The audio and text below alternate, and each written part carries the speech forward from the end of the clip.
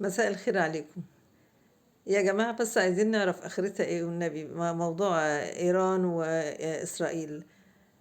كل شوية الدنيا تولع ويقول لك هيضربوا، الحقوا إيران، مستنيين الضربة مستنيين الضربة، وإسرائيل هترد، مستنيين الرد مستنيين الرد. طيب ما هي إيران بعد موضوع قتل هنية والكلام ده على أراضيها، يعني وضرب أذرعها في لبنان وبرضه في اليمن يعني اللي حصل ده كله، إيران قالت هترد، فضلنا على كده هترد شهور قبل ما قالت هترد. وبعدين الجهات أو يعني الصحف الأمريكية والمسؤولين الأمريكيين فضحوا الموضوع وقالوا إن إيران أبلغت إسرائيل هي هترد في أي أماكن بالظبط. طيب إسرائيل قالت والله لنا رد، أنا كمان مش ساكتة، إزاي تضربنا وتضرب حاجات مع إن هي بلغتهم يعني.